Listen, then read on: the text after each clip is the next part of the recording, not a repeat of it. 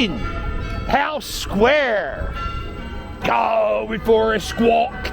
And today, I am going to... Oh, look at these. Hide your ankles. Oh, no. Ooh, they seem sweet. Today, what we're going to do is we're going to walk and scoot around Center City, Philadelphia, the week before the Super Bowl. The Super Bowl is this Sunday. It is Tuesday, February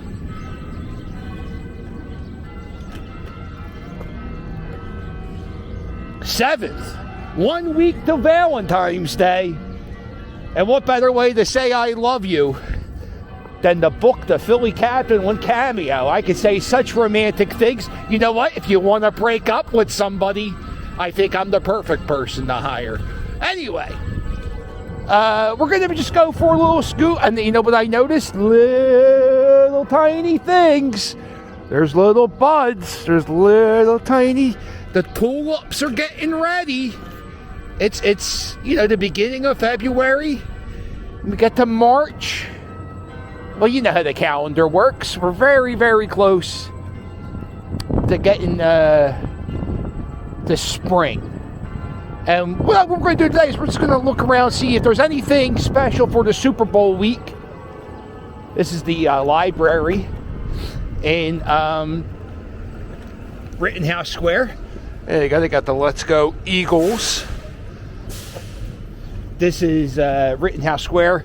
Is, I would say, a hoity-toity section. Fancy schmancy for the unsophisticated. You got to have a lot of money. You got to have a lot of money to live in here. This is the Rittenhouse Hotel. So this side of the building is hotels. And if you go on that side, there are condos. And people live in there. And I used to know the guy who had, like, one of the top... What are they called? Oh, hello, Fred. I see you. One of the top... What are they called? Suites. He had like a suite. And he lived there. And it was for millions of dollars. He died and they sold it. I think it was $6 million it was going for. And, yeah. So big time money. This is something going on in Philadelphia. I don't know if anybody else is a big fan of 7-Eleven. But I love 7-Eleven. I tell you, as a store, I like 7-Eleven more than I like Wawa's because I think 7-Elevens have a better selection. This store here is the Rittenhouse Square Convenience, and it used to be a 7-Eleven. And like a lot of the 7-Elevens in Center City, Philadelphia, they are no longer. They are a... what is it? Just a regular convenience store. No 7-Eleven whatsoever. Uh-oh. Looking for signs of the old 7-Eleven.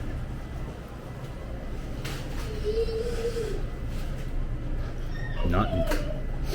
Yeah. So you know. 2 liter of soda's going for $4. A bag of chips will set you back $4.59. This is a it's like legal gambling. You can gamble and you can play solitaire and you could do poker. But I think in Pennsylvania the games can't be. It has to be a game of skill. It can't be a game of chance. Now, I don't really know the difference between one and the other. But you can legally gamble in most bars. A lot of the convenience stores, they have the legal gambling. Oh my God, look at this wolf. I can't. These people have such big dogs in such small houses. Oh my goodness.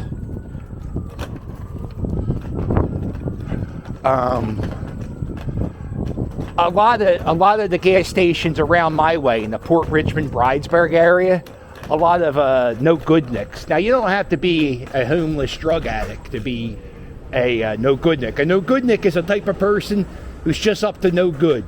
And, they just hang in the store all day gambling. Who knows what's going on? This little street here.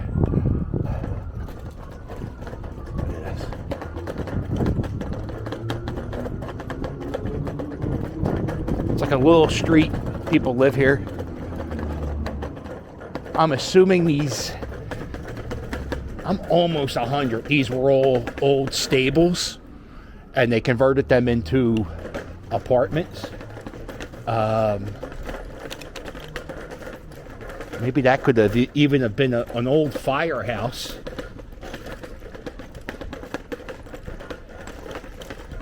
No exit. Uh-oh. Yeah, no exit indeed. Yeah, this is Chancellor Street. Oh shit, we're dead! This is Carlo's Bakery from Cake Boss guy. You ever see that show, Cake Boss? Matter of fact, there he is. There's Buddy. It was my kid's favorite TV show. My son Sam, he loves Cake Boss. And I remember when we first started watching Cake Boss, I was like, it's not really a cake boss. He's more of a Rice Krispie treat boss. Because he just, what we're going to do is going to get this cake. And we're going to cover it in fondant. And then, Rice Krispie treats all over the fucking thing. That's... I remember one time my kid, I took him out of school. He loved the show so much. We took him out of school, and we went to the Cake Boss's cake shop, and we waited like an hour in line for a cake for his birthday. That was a nice little thing. Let's see. This is Helium Comedy Club. Let me see. This is my favorite record store. Oh, he's not there. But anyway, this is if you're in the market for vinyl records, I highly recommend Long in the Tooth, 2027 Sampson Street. They have everything. Great selection of hip-hop and punk rock and rock and roll and jazz. You get it. This is another weird thing going on. The state of Maryland has been advertising like crazy in Philadelphia. Not only just for like they're trying to hire police for this is for DC police, District of Columbia. All right, this is a DC one. There's also a bunch of stuff for Baltimore looking for tourists. Baltimore is like a 90-minute car ride. It's not that far. Oh, I can let you guys know about this now. This is where my man Onslaught used to live. His apartment was... Oh, it's actually... You could probably rent it. Right here. It was... Oh, no, this was for sale. 108... What is this? 20th Street? 108 20th Street. Let me know what that's going for. Anyway, so Carl lived in this like next to this Chinese restaurant, whatever it was, Vietnamese restaurant. And on the day he moved in, we moved late, like it was like 9 o'clock at night. And some viewers of the channel recognized me. And, when people see me, they, of course they get excited and they yell, "Here we are!" And so he lived in that apartment for about 2 hours, and we pissed off the neighbors right from jump. But he just moved recently. I think I can report this. Carl's in love. Carl met a lady, and he's in love, and he's really happy, and he's, he's living in the great state of New Jersey. He's still wrestling for GTS. He was just in the Regal Rumble, so he's doing good.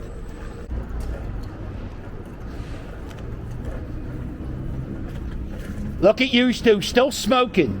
Don't you know it stunts your growth? Well, this is the old store I used to work at, Boyd's, and they got the Eagles heads in the windows. If you're going to buy some clothes, this is the time to buy clothes because the stuff is on sale. You can get that little purse that used to be $400. Now it's $100. That's actually a great markdown. They got those sneakers. They were $400 and now they're $250. That little tiny school bag that looks like a little dog was $700. It's a Montclair. Montclair is a hoity-toity brand. $500. Holy God, for that ugly thing. One time when I was working in this store, little Uzi Vert came in, and I think he bought half of the Montclair jackets the store had. He bought everybody with him a Montclair jacket. When he came into the store that day and he bought all the Montclair jackets, that store is like for like rich lawyers and doctors. The store reeked of pot. I loved it. It was great. And they don't care. You can do whatever the hell you want. They'll give you, if you go in there, you try to get a suit, they'll give you a beer, a scotch on the rocks, whatever you want. They'll take care of you. So yeah, they don't care if it smells like pot. You're going to spend $20,000 on jackets. You can do whatever the hell you want in there. This is the Bruno Brothers. This is a family-owned deli started by two brothers, and what they're known for is they have a fantastic cheese variety, and they also old school delis, like deli meat. They have like top end, the best of the best. When he started, it was two brothers. I think one guy's name was Joe, and Joe went to some country in Europe, and he had these weird cheeses, and he just loved the way it tastes, and he knew like people in South Philly never experienced food like that before. So what he did is he started offering samples of weird food, or different cheeses, different meats. Try this cheese with this jelly, stuff like that. And that's what they want you to try something, sample something, even if you don't buy something that time, just so you get a little educated on the food they sell. And then maybe you come back and you buy something. I don't know. I get intimidated when I talk to salespeople. This is going to be the location of Barnes & Noble. There was a Barnes & Noble around the corner. I made a video recently. That just closed down. Which, the one thing that Barnes & Noble was known for was the bathroom. It was like the best bathroom in Center City. You could always have access to it. These are, you see these cops here, these are SEPTA police. These aren't cops for Philadelphia police. They monitor the train system. So this is the L stop. You could take the subway here, and it's about 3:30. So public schools are getting out, and what they do is since the kids act like jerk-offs, they have police patrolling the train stations. Months ago, there he is, ukulele guy. You got ukulele guy, and then you got the screaming singer. This guy's the best. Let me see if he's singing. I don't know how this guy performs.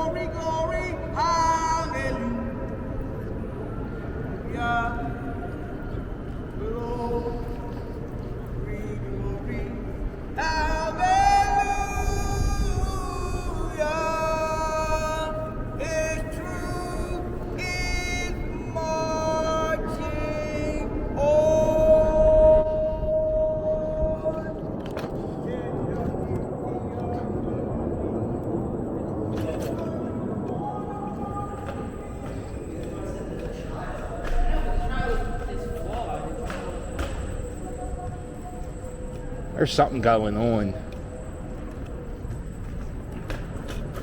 down here. A lot of sirens.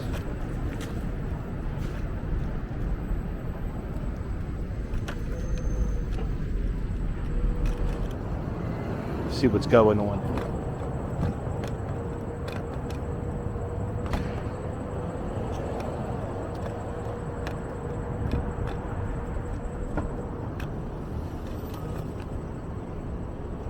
So what would you do if you saw 6 police officers run down a subway tunnel? Would you go down that subway tunnel? Well, I am.